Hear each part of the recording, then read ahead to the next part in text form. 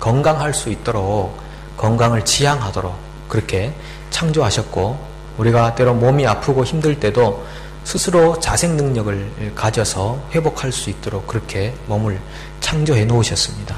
그래서 우리 속에 그런 이제 호르몬들이 우리 몸에 있는 모든 그 더럽고 찌기 같은 것들을 이제 제거해주고 건강하도록 이렇게 도와주는데 이렇게 많이 웃을 때, 기뻐할 때, 그럴 때 엔돌핀이 솟는다고 그렇게 말하지 않습니까? 엔돌핀이 솟으면은 이 피부가 좋아진답니다. 피부가 좋아지고 머리도 빠지는 것들이 좀 적게 빠지고 머리숱이 유지가 되고 그런 효능이 있다고 합니다. 그 다음에 이제 세로토닌 같은 호르몬은 또 우리가 어떤 좋은 소식을 들었을 때 그리고 좋은 경치를 봤을 때 그리고 좋은 음악을 들었을 때 그때 이 세로토닌이라는 이런 호르몬이 작용을 하게 돼서 혈압 같은 것도 이렇게 정상적으로 낮춰주는 그런 기능들을 효능들을 이 호르몬이 준다고 하죠. 그리고 도파민 같은 그런 이제 호르몬은 우리가 사랑할 때 사랑을 주고받을 때 그런 도파민 같은 호르몬이 나와서 예뻐진답니다. 사랑하면은 예뻐진다 그렇게 표현합니다. 호르몬이 나와서 그런 거죠. 여러분 박지선 같은 그런 개그 콘서트의 개그우먼 아십니까? 그런 분들도 지금 솔로라서 그렇지 조금 사랑을 하게 되면 더 예뻐질 텐데 모르는 분은 어쩔 수 없고요. 그런 효능들이 있다고 합니다. 그런데 가장 좋은 호르몬이 이 다이돌핀이라는 호르몬이랍니다. 다이돌핀 맞죠? 예. 이 돈으로 살 수 없는 거지만 우리 몸에서 쉽게 생성할 수 있는 그런 호르몬들인데 이 다이돌핀은 엔돌핀의 4000배나 되는 효능을 가지고 있다고 합니다. 그런데 이 다이돌핀이 언제 나오는가 하면 감동을 받을 때, 감동받을 때 다이돌핀이 나온답니다. 특별히 연구 결과에 의한 건데 좋은 찬양을 하면서 하나님의 은혜에 크게 감동될 때 좋은 설교 말씀을 들으면서 하나님의 진리 앞에서 다시 한번 자기가 거꾸러질 때 그럴 때 진리 앞에서 하나님의 이슬 같은 은혜 앞에서 감동이 있을 때 이 4000배, 엔돌핀의 4000배가 되는 다이돌핀이라는 호르몬이 우리 몸에서 생성된다고 그러죠. 그래서 기적 같은 것들이 일어나는 겁니다. 한순간에 몸 안에 있는 그 암세포들이 하루아침에 사라졌다든지 통증들이 갑자기 사라졌다든지 죽음의 통증 같은 것들 그런 두려움들도 사라지게 되는 우리 그 신앙에 유수한 순교자들이 많이 있지 않습니까? 우리 스데반 집사님부터 해가지고 사도 바울과 베드로와 사도들과 또 우리 한국의 신앙의 선배들의 주기철 목사를 비롯해서 많은 순교자들도 아마 그들이 하나님의 은혜에 감동이 된 이 다이돌핀의 그 능력이 있어서 그 죽음의 두려움 앞에서도 담대하게 맞서서 싸울 능력이 그들에게 있지 않았나 생각해 봅니다. 그래서 우리가 이 예배에 참석한다는 거 이거 굉장히 중요한 겁니다. 하나님이 사람들에게 와서 예배하라 이렇게 명령하셨는데 그냥 하나님이 독재자가 되고 싶어가지고 나를 좀 섬기는 사람들이 많았으면 좋겠어. 그런 어떤 자기 스스로의 프라이드를 가지고 자기를 좀 섬겨주기를 바라는 그런 억압되고 강요된 차원에서의 종교 활동을 요구하신 게 아니고 사람들에게 예배하라고 하는 것은 예배할 때 가장 인간이 행복하도록 그리고 가장 영적으로 안정적이 되도록 그리고 가장 건강할 수 있도록 하나님께서 그렇게 다 배려해 놓으셨다는 겁니다. 알고 보면 하나님이 우리에게 요구하시는 것은 우리를 괴롭히고 힘들게 하려고 요구하시는 것이 아니라 오히려 우리를 가장 행복하고 복되게 만드시려고 그렇게 명령해 놓으신 것이라는 겁니다. 그래서 우리가 예배할 때 감동이 있는 예배가 돼야 되죠. 찬양할 때 정말 이 찬양의 가사를 음미하면서 내 마음을 담아서 하나님 앞에 고백하는 겁니다. 찬양이 기도고 기도가 찬양이 아니겠습니까? 그래서 그 가사의 고백을 담아서 하나님께 드리는 거죠. 그냥 단순히 리듬만 따라가는 건 아닐 겁니다. 그죠? 그리고 하나님 말씀을 들을 때 하나님의 진리 앞에 서고자 하는 그런 소망하는 마음으로 말씀 앞에 서서 내게 개인적으로 하나님 말씀해 주십시오. 제가 막 그 말씀을 받고 순종하는 삶을 살기 원합니다. 그럴 때 하나님의 감동이 우리 인생 안에 역사하는 겁니다. 그래서 예배라는 것은 하나님 앞에 감동된 사람들이 모여가지고 감동된 모습으로 하나님 앞에 전심으로 나아가서 하나님을 감동케 하는, 그래서 감동의 오감이 있는 그런 시간들이 예배 시간이 되는 겁니다. 근데 이 예배 시간에 그냥 딱딱한 마음이라든지 열리지 않은 마음이라든지 아니면 방관자의 마음을 가지고 있다는 것은 정말 하나님이 원래 계획하시고 세팅해 놓으신 그 예배의 진정한 의미를 잃어버리는 그런 삶이 될 수밖에 없는 거죠. 그 가인하고 아벨 제사를 우리가 많이 예를 들어서 얘기하지만은 여러 가지 측면에서 볼 수 있죠. 가인도 예배 드렸고 아벨도 드렸지만은 가인은 그 성경에 보시면은 땅의 소산을 가져왔다. 그리고 아벨은 양의 첫 새끼와 기름으로 드렸다. 여기서 보면 이 하나님 앞에 나아가는 자세와 정성이 다른 겁니다.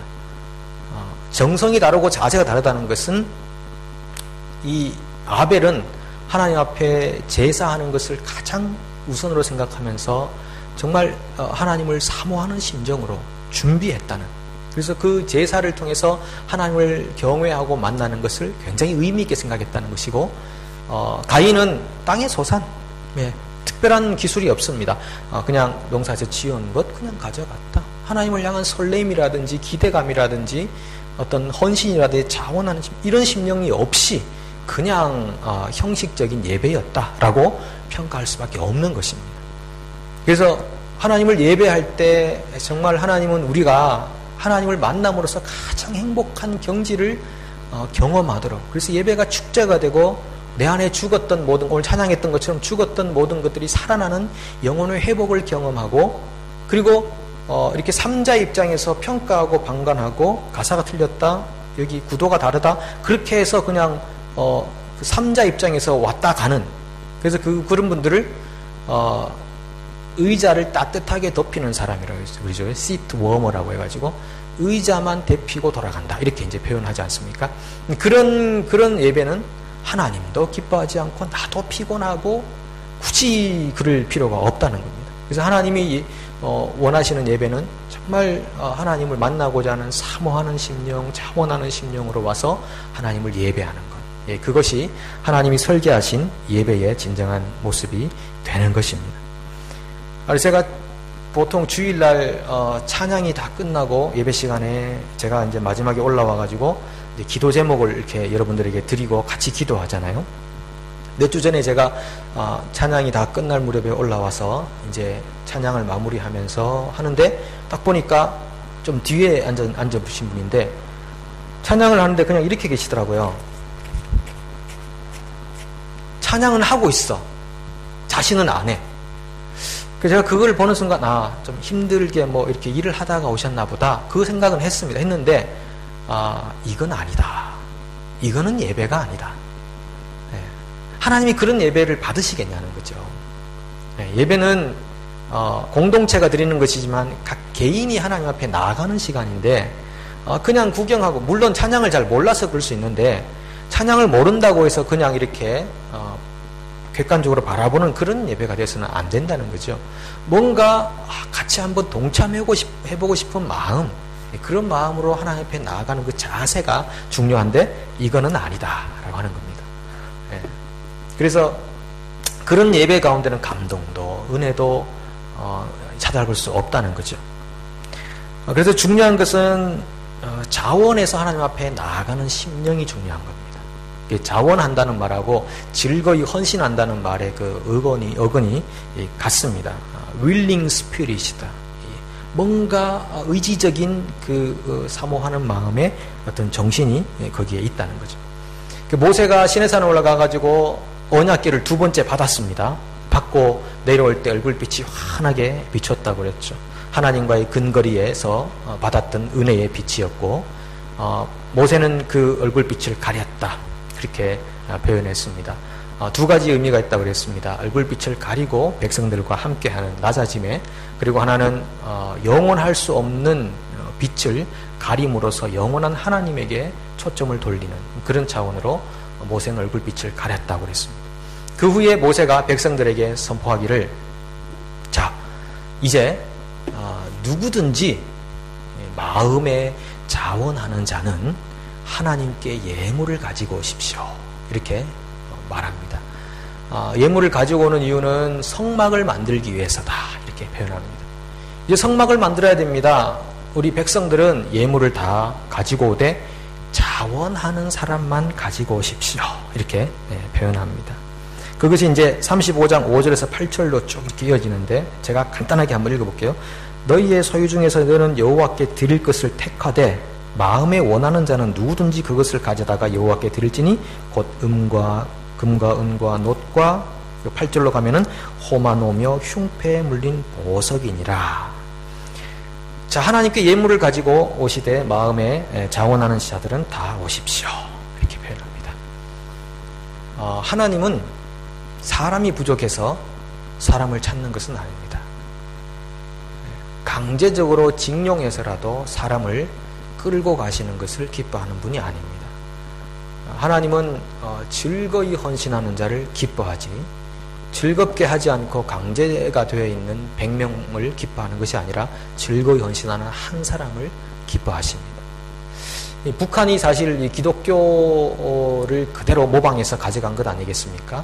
김일성이 어릴 때 교회를 다녔다 그러고 김일성의 머릿속에 남아있는 교회, 그는 어머니와 관계로부터 배운 것인데 어머니는 늘상 예배 시간에 주무시고 계셨다. 김일성의 머릿속에 남아있는 어머니의 신앙생활은 늘 예배 시간에 주무시고 계셨다. 그것이 그의 머릿속에 남아있는 신앙이었죠. 근데 그가 어떻게 기독교를 배웠는지 모르지만 기독교의 형태를 그대로 체제 속으로 실어가서 공산주의를 이렇게 하는데 하나님 자리에 자기 자신을 세워 놓은 것입니다.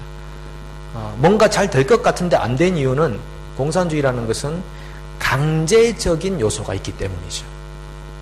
사도행전 2장에 초대교회 성도들이 재산을 분배하고 재산을 팔아서 나누어서 필요한 대로 사용하고 나누어 가졌는데 그렇게 성공한 이유는 자발적인 모임이었지만 공산주의라는 것은 강제성이 들어있기 때문에 절대 성공할 수 없는 그런 이념이나 사상 체계가 될 수밖에 없는 것이죠. 그래서 하나님은 절대 자기네 일을 사람들에게 맡기고 또 예물을 요구하되 강제적으로 요구하는 분은 절대 아닙니다. 하나님이 왜 예물이 부족해서 그렇겠습니까? 사람의 수가 부족해서 그렇겠습니까? 능력이 부족해서 그렇겠습니까? 하나님은 그래서 절대 그렇지 않고 마음에 자원하는 자는 누구나 예물을 가지고 오라 이렇게 말씀하십니다. 그래서 백성들이 마음에 자원하는 심령을 가지고 여호와께 나왔다 그랬습니다. 근데 하나님에게 자원한다는 말은 어떤 의미에서는 하나님의 역사 앞에 순종한다는 뜻입니다. 제가 몇 주 전 주일날 말씀드렸던 것처럼 빌립보서 2장 13절에 보시면 너희 안에서 행하시는 이는 하나님이시니 자기의 기쁘신 뜻을 위하여 너희로 소원을 두고 행하게 하신다 그랬습니다. 그러니까 하나님의 능력이 우리 안에 거하신다면 우리에게 좋은 소원들을 주시는데 그 좋은 소원들 앞에 순종하는 그것이 바로 하나님께 자원하여 나온다는 뜻이죠. 하나님 말씀에 순종하는 백성들이 많은 예물들을 가지고 모세 앞으로 나오게 되는 것입니다. 그래서 여러분 이 모세 앞으로 나왔던 백성들의 그 모습들이 오늘 읽었던 본문 속에 막 이렇게 표현되어 있어요. 21절에 보시면은 마음이 감동된 모든 자와 자원하는 모든 자가, 22절에도 마음에 원하는 남녀가 그렇게 표현하고, 그 다음에 25절에도 마음이 슬기로운 모든 여인, 26절에 마음에 감동을 받아 슬기로운 모든 여인들은, 29절을 보십시오. 마음에 자원하는 남녀는 누구나 여호와께서 모세의 손을 빌어 명령하신 모든 것을 만들기 위하여 물품을 드렸으니 결론적으로 이것이 이스라엘 자손이 여호와께 자원하여 드린 예물이니라. 감동됐어요. 하나님의 말씀 앞에 감동됐어요. 그리고 하나님의 역사 앞에 감동됐어요. 그때 다이돌핀이 솟아나지 않았을까요? 그런 하나님의 마음에 감동된 사람들이 자원하여 예물을 바치는 겁니다. 그만 가져오세요. 그만 가져오세요 할 때까지 백성들이 자원하여 예물을 가져오기 시작했습니다. 자원하여 한다는 것은 굉장한 능력을 가지고 있는 것입니다. 사실 아이들이 공부하는 것도요, 스스로 자원해서 하게 되면 역사는 일어나는 겁니다. 바뀌는 겁니다. 강제에 의해서 하게 되면 효과가 별로 없어요. 부모가 없으면 또 안 하죠. 그렇게 자원할 때까지가 힘들겠지만은 아이들에게 자원하여 공부할 수 있도록 동기부여를 해주는 것이 어렵죠. 근데 그렇게 해야 될 것 같고요. 만약에 제가 목회하는 목사지만 목회를 하는데 막 억지로 한다. 막 누가 강요에 의해서 막 사람들의 눈이 두려워서 막 억지로 하고 안 할 일도 만들어서 억지로 하고 그렇게 한다면 여러분 오래 하겠습니까? 절대 못합니다. 자원하는 심령이 없으면 절대 못하는 것이 하나님의 일이거든요. 자원하지 않을 때 열매가 없거든요.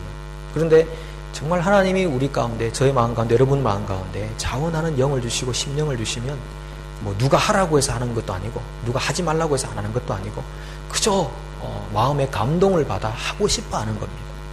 그것이 하나님의 사람들이 살아가는 삶의 모습이죠. 그래서 늘상 이런 찬양이 우리 가슴속에 막 돌아다니지 않습니까? 높은 산이 거친 들이 초막이나 궁궐이나 내 주 예수 모신 곳이 그 어디나 하늘나라. 이런 찬송이 계속 하려고 하셨어요?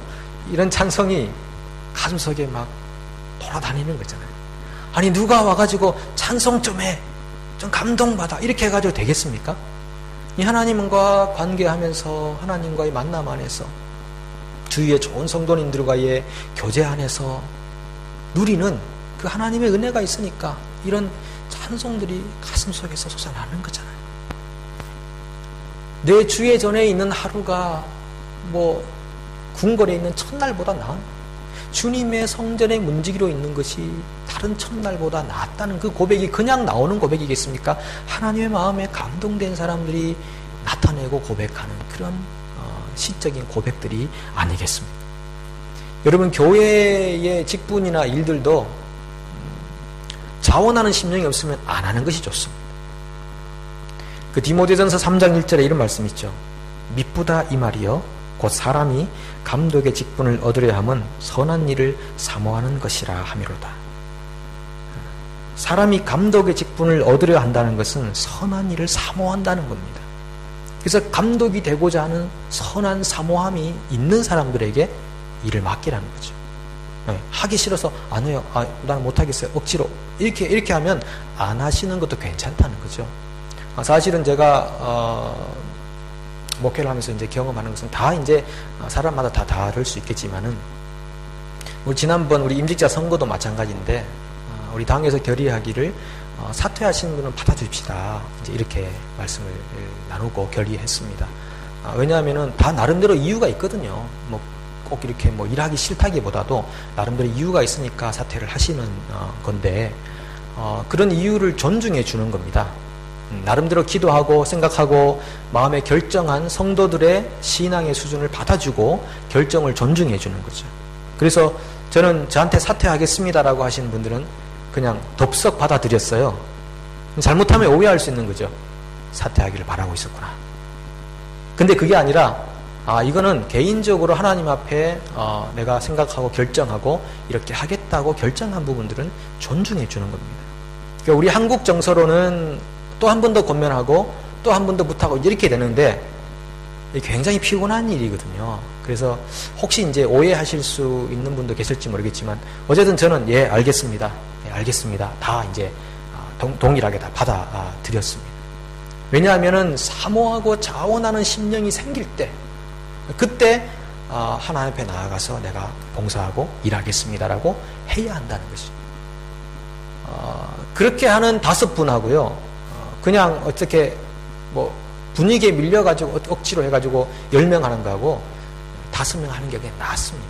제가 볼 때는 그렇습니다. 사실 지금 우리 목자도 좀 부족한 상황인데 제가 강요하지 않으려고 그럽니다. 오늘 어떤 한 분에게도 목자 메일이 왔는데 양해를 구하시고 여러 가지 사정을 말씀하시길래 그렇게 하십시오. 그렇게 바로 제가 그냥 답변을 드렸어요. 권면은 하지만은 상황이 그렇지 않을 때는 뭐 억지로 강제로 해서는 절대 될 수 없는 일이 하나님의 일이다라는 것입니다. 그렇게 해서 이 이스라엘 백성들이 모세의 말을 듣고 자원해서 하나님 앞에 나와서 예물을 가지고 왔습니다. 여러분, 이 지금 이스라엘 백성들이 예물을 가져온 것은 성막을 짓기 위한 것이라고 말씀드렸습니다. 성막이라는 것은 하나님이 임재하는 공간이잖아요. 그러면 이스라엘 백성들이 성막을 짓기에 예물을 가져왔다는 것은 하나님을 위해서 가져온 거지만 실제로는 그게 부메랑 효과입니다. 자기들을 위한 거예요. 아니, 성막이 단순히 하나님이 거할 공간이 없어가지고 야, 내 집 좀 지어줘 해가지고 하나님 억지 해가지고 사람들이 가져온 건 아니거든요. 성막이 있으면 백성들이 혜택을 보는 겁니다. 하나님이 임재하시고 짐승의 피가 뿌려지고 백성들의 죄가 용서받고 하나님을 체험하게 되고 세상 그 어느 백성들보다도 하나님을 아는 백성들이 되는 그 은혜의 체험이 성막을 통해 있기 때문에 자원하여 가져온 백성들은 그 자원한 예물들이 자기에게로 감동이 되고 은혜가 되고 하나님의 사랑으로 채워지고 다가온다는 겁니다. 하나님은 그렇게 하시는 분이죠. 우리의 헌신과 자원을 통해 다 우리가 유익하게 살도록 하나님은 그렇게 세팅해 놓으셨어요. 근데 우리는 그걸 잘 모르고 한 걸음 발을 내딛기가 굉장히 어려운 삶을 살아가는 것이죠. 성막이 지향하는 것은 예수님입니다. 성막을 보통 거룩한 공간이라고 표현하잖아요. 지금 거룩한 공간이 어디입니까? 여기입니까? 아닙니다. 집입니까? 어디 예수 그리스도 안이 거룩한 공간입니다. 그리고 성막은 예수 그리스도를 상징하고 또 보여주는 것인데 성막을 위해서 자원해서 가져와야 될 이유는요, 예수님께서 이 땅에 자원하여 왔기 때문입니다. 그래서 예수님께서 요한복음 10장 17절 18절에 이렇게 말하죠. 내가 내 목숨을 버리는 것은 그것을 내가 다시 얻기 위함이니 이로 말미암아 아버지께서 나를 사랑하시느니라. 이를 내게서 빼앗는 자가 있는 것이 아니라 내가 스스로 버리노라. 예수님은 자원하는 심령으로 이 땅에 오신 거예요. 근데 그 예수님의 모형 성막을 만드는 일에 사람들이 억지로 갔어야 되겠습니까? 다 자원하는 심령으로 와서 그 역사를 이루어 냈다는 것이죠. 하나님의 사람 다윗이 타락한 후에 회개하고 눈물을 흘리면서 와서 기도할 때 뭐라고 합니까? 아버지여, 내게 구원의 즐거움을 회복시키시고 자원하는 심령을 주셔서 범죄자들을 제가 교훈할 수 있게 도와주옵소서. 자원하는 심령을 창조해 달라고 부탁하는 겁니다. 이 히브리어로 창조라는 것이 두 가지가 있는데 하나는 만들다, 하나는 없던 것을 창조한다는데 여기서 새로운 심령을 달라는 것은 창조, 바라라고 하는 창조의 의미가 있는 것입니다.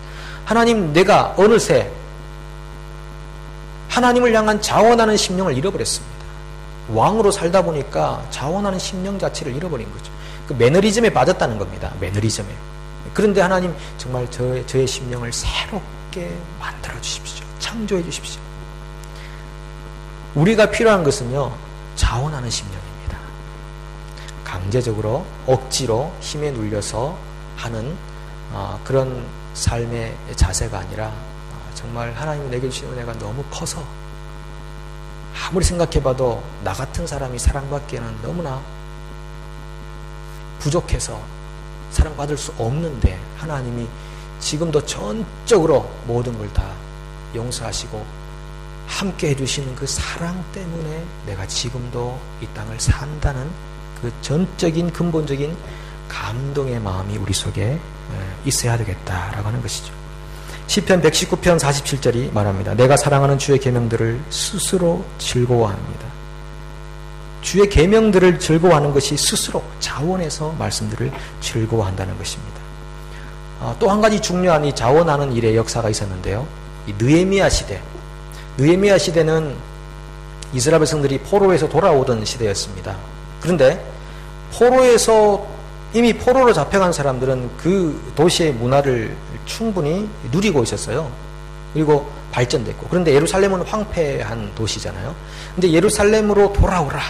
이 3차 포로까지 이제 돌아오는 과정에서 느헤미야가 예루살렘에 머물러서 예루살렘을 다시 중건하라는 그런 메시지를 주는데 누가 거기에 남았느냐 하면은 느헤미야 11장 2절에 보면 예루살렘에 거주하기를 자원하는 모든 자를 위하여 백성들이 복을 빌었느니라. 남으려고 하지 않죠. 이 황폐한 땅 누가 개가 나는 거 좋아합니까? 그런데 누군가는 거기에 남기 원했어요. 누가? 자원하는 사람들이 그 땅에 남기를 원했다고요. 그때 백성들이 축복해 준 겁니다. 아, 여기 자원하는 심령으로 이 땅에 남기를 원하는 사람들을 우리는 축복합니다. 이 자원하는 역사는 성경 안에 너무너무 많이 나타나 있습니다. 고린도후서 9장 7절에는 하나님은 즐겨내는 자를 사랑하시느니라. 인색함으로나 억지로 하지 말라고 그랬습니다. 하나님 앞에 예물을 드리고 헌물을 드릴 때 인색하거나 억지로 하지 말라. 그러지 말고 자원하고 즐겨내라는 것입니다. 즐겨. 그렇지 않은 예물은 하나님 앞에 의미가 없다는 겁니다. 예. 만불 헌금이 5,000불로 줄어도 상관없다는 거죠. 물론 누군가는 그것을 채워 넣어야 되는 순간이 오겠지만은 하나님 앞에는 그것은 의미가 없다는 거예요. 억지로, 강제로. 예. 즐겨내는 자를 하나님은 사랑하신다. 그렇게 표현합니다. 그 아프리카에서 평생 선교사로 살았던 데이비드 리빙스턴이라는 분 여러분 아실 것 같습니다. 그러니까 리빙스턴이 이제 많은 그 세월이 지나서 선교사 은퇴를 하고 이제 사람들이 막 박수를 치고 박수갈채를 보냈습니다. 그리고 칭찬하고 치하할 때 리빙스턴이 이렇게 말합니다. 저는 결코 헌신해 본 적이 없습니다. 제 생활은 헌신적이라기보다는 특권을 누리는 삶이었습니다. 이렇게 표현했습니다. 사실 그분만큼 헌신한 분이 어디 있습니까? 자기 전생애를 아프리카의 선교를 위해서 혼신을 힘을 다해 바친 분이잖아요. 그럼 사람들이 얼마나 칭찬하고 정말 수고했다고 이렇게 격려할 수 있는 그런 상황인데도 그럼 나는 헌신한 게 아닙니다. 헌신한 게 아니라 내가 누렸습니다. 이것은 특권이었습니다. 이렇게 고백하는. 그분의 인생 안에 감동이 없었겠습니까? 그야말로 그분의 인생 자체가 감동적이지 않습니까? 여러분, 여러분들에게는 여러분이 수고하고 땀 흘리고 애쓰는 하나님의 백성으로서의 삶의 모습이 어떻습니까? 헌신이며 아주 굉장히 내가 많은 것들을 하나님께 드리고 있다고 생각하고 계십니까? 내가 이 정도면은 하나님과 거래할 만하다. 이 정도면 하나님 앞에 칭찬받을 만하다. 내가 직분자로서 이 정도는 인정받는 것이 아니냐. 혹시 그런 마음이 있으신가요? 그것이 아닙니다. 우리도 한 걸음 더 나아가서 하나님 내게 이런 특권을 주셨군요. 하나님을 예배할 수 있고 성도들을 섬길 수 있는 특권을 주셨군요. 저는 하나님께 헌신한 적이 없네요. 매번 누렸네요. 이렇게 리빙스턴 같은 그런 신앙의 고백이 저와 여러분들에게 있으면 좋겠습니다. 특권입니다. 요즘 여러분 날씨가 얼마나 좋습니까? 새벽에 참 기도하기 좋은 계절이에요. 근데 휴가철이라서 그런지 기도한 분이 많지가 않아요. 다리 쭉 뻗고 다들 주무시는 거죠. 아마 늦게 주무실 것 같아요. 날씨가 좋고 하니까. 근데 저도 피곤해서 못 나온 날도 있고 그렇습니다만 새벽에 오면 참 좋습니다. 매번 느끼는 것입니다만 나올 때는 힘든데 기도하러 오면 야 이게 특권이구나. 누가 이런 공간을 내어줘가지고 참 조용한 곳에 와서 하나님 묵상도 하고 내 인생도 돌아보고 하루의 삶을 점검도 하고 찬송도 하고 또 같이 기도하러 오는 교우들 얼굴도 또 보고 야 이게 정말 내가 누리는 특권이구나 하는 생각을 해봅니다. 여러분 정말 얼마나 좋은 계절입니까? 주님 앞에 더 가까이 한번 나아가 보시고 누군가 손에 필요한 사람들을 한번 돌아보시고 전화 한번 해주시고 밥 한번 사주시고 격려 한번 해주시고 그렇게 하기에 너무 좋은 계절, 너무 좋은 나라, 자유의 나라가 아닙니까? 우리에게 있는 이 귀중한 헌신과 봉사와 섬김의 삶을 단순히 내가 헌신했다, 많은 걸 드렸다라는 생각보다도 정말 이건 특권이다. 하나님이 내게 정말 특권을 주셨다.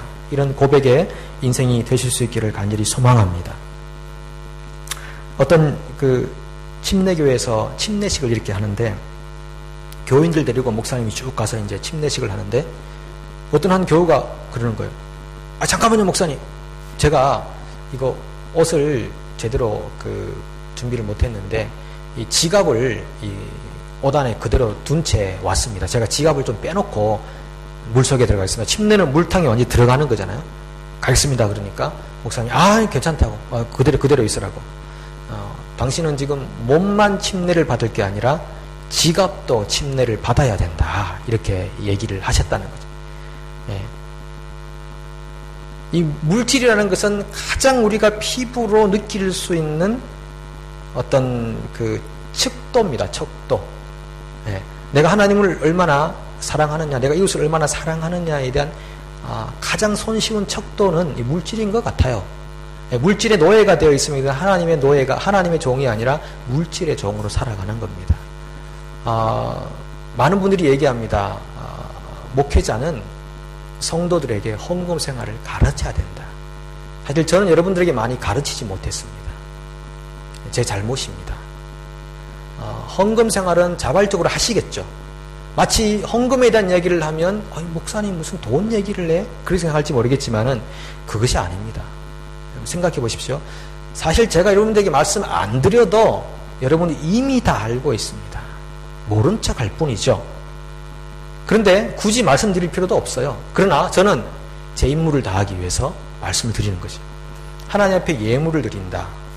우리가 하나님의 특권을 누리고 하나님을 사랑하고 예배하며 살아간다. 여러분의 지갑도 열어야 되는 것입니다. 여러분의 헌금 생활은 어떻습니까? 하나님 보실 때 잘했다 칭찬하실 만합니까? 저는 여러분들을 판단할 사람은 못 됩니다. 판단하실 분은 오직 하나님이시죠. 그러나 개인적으로 하나님 앞에서 자기 자신이 스스로 생각하십시오. 내 헌금 생활이 과연 적절한가, 적당한가. 다 케이스 바이 케이스입니다. 동일하지 않습니다. 하나님은 많이 받은 사람들에게 많이 요구한다 그랬죠. 가난한 과부가 2렙돈을 넣었습니다. 예수님이 얼마나 칭찬했습니까? 하나님은 돈의 양을 보시는 것이 아니지 않습니까? 각자 개인적으로 하나님 앞에서 내가 어떻게 하나님을 사랑한다고 하면서 실제적으로 내게 있는 것들을 내어놓으며 사는가. 굉장히 중요한 신앙의 모습들이죠. 오늘 한번 여러분의 가계를, 재정을 한번 생각해 보시고 돌아보십시오. 이 정도면 충분하다라는 생각이십니까? 아니면은 내 헌금 생활이, 예물 생활이 더 부족하다, 아니면 차고 넘친다 생각하고 있습니까?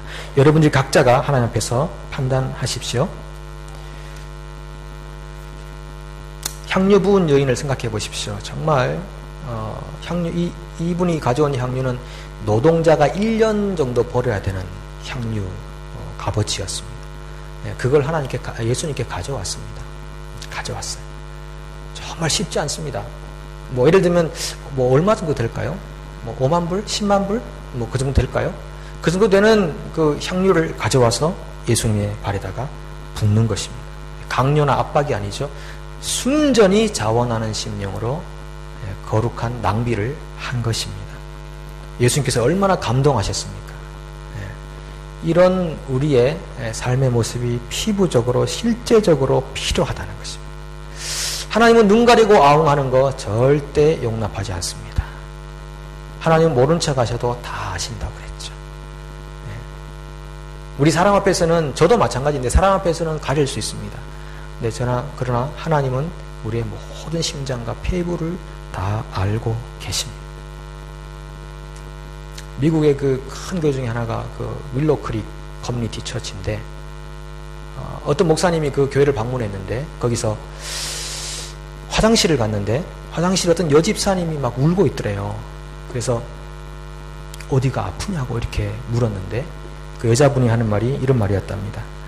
아닙니다. 너무 감격스러워서 옵니다. 천국에 갈 하나님의 자녀들이 드나들고 있는 이곳, 천국 가는 성도들이 밟는 곳을 내가 청소한다는 것이 너무 감격스러워서 그렇습니다. 실제로 만나고 체험 수기를 적은 분의 이야기입니다. 그런 정도의 감동이 우리에게도 필요하지 않을까요? 연말이 되면 정말 자원하는 심령이 많이 필요합니다. 어떤 경우는 평소에 저한테 이럽니다. 목사님, 어떤 일이든 다 시키십시오. 그런데 전화해서 이 일 좀 맡아주실래요? 아니요, 그거는 못하겠는데요. 그럼 어떤 일이라는 건 어떤 일이에요? 본인이 생각할 때 할 만한 일, 그 말이죠. 제가 잘못 알아들은 거죠. 제가 죄인입니다. 여러분, 그렇습니다. 연말이 되면 정말 헌신의 손길이 많이 필요한데 저는 억지로 뭔가를 맡겨드리고 싶지 않습니다. 그리고 각자가 하나님 앞에서 해야 할 일을 하시고, 그리고 하나님 앞에 칭찬도 책망도 각자가 받으십시오. 그래서 우리 2013년을 준비하고 있는 우리 주님의 교회가, 우리 모든 성도들이 하나님 앞에 자원하는 심령을 가지고 예배도 자원해서 하나님을 기뻐하고 감동하고, 그리고 그 자원하는 심령이 하나님 앞에도 기쁨이 되고 감동이 오가는 그런 예배가 되시고, 여러분의 신앙의 모든 삶의 부분들, 헌금, 기도, 사람과의 교제, 이 모든 부분들 속에서 기꺼이 즐거이 헌신하시는 여러분 되셔서 하나님께 칭찬 듣는 사람들을 풍성하게 하는 하나님의 사람들이 되시기를 간절히 축복합니다. 네, 기도하겠습니다. 하나님 아버지, 오늘 우리에게 자원하는 심령을 주십시오. 우리에게 필요한 것은 자원하는 심령의 창조입니다. 언제 우리가 이미 매너리즘에 빠지지 않았나요? 하나님, 우리가 받은 구원에 대한 감격도 사라지지 않았나요? 남을 위해 한두 가지 하고 나면 굉장히 많은 것을 했다고 우리 스스로를 자부하지 않나요? 하나님, 내가 하고 있는 신앙의 형태가 다 옳다고만 생각하지 않았나요? 다시 한번 우리의 마음을 만져주시기를 원합니다. 그래서 자원하고 소망하는 마음을 주시사 하나님을 영화롭게 하고 많은 사람들을 유익하게 하는 하나님의 사람들로 인생을 승리하게 도와주옵소서. 예수님의 이름으로 간절히 기도합니다. 아멘. 여러분, 중요한 광고, 이번 주 토요일 날 7시, 7시에 크리스마스 행사 있습니다. 우리 이번에는 크리스마스 이브 행사가 없습니다. 왜냐하면 24일이 월요일이고 25일이 화요일이고 해서 못하고, 이번 주 토요일 날 청년부 행사를 우리는 크게 또 생각하려고 합니다. 오셔야 돼요. 오셔서 우리 청년들이 준비한 귀한 성탄 행사에 기쁨으로 동참하시고, 동참하는 그 자체가 우리 청년들을 세상으로 전면에 내세워서 세상의 문화와 싸우게 하는 그런 좋은 협력자의 모습이 될 것입니다. 다 오십시오. 7시에 다 오셔서 함께 해주시기를 바랍니다. 예배 후에 우리 예산을 위한 임시재직회 우리 간단하게 함께 하도록 하겠습니다. 찬양하고 우리 마치도록 하겠습니다.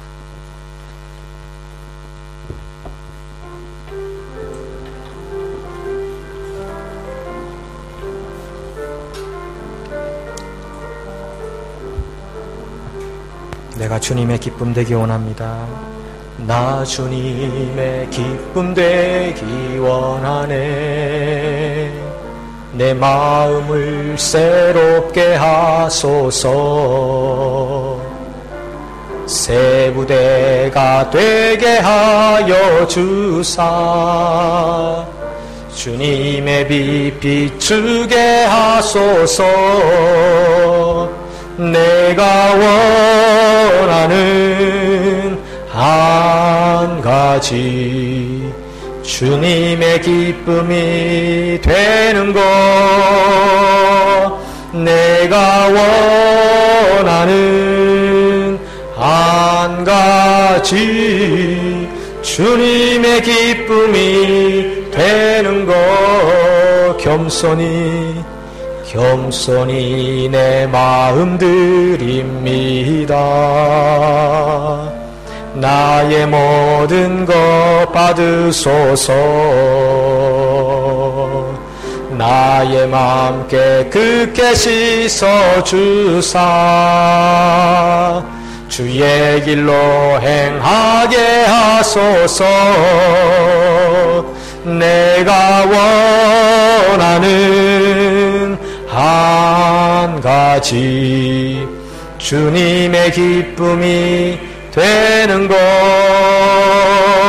내가 원하는 한 가지, 주님의 기쁨이 되는 것.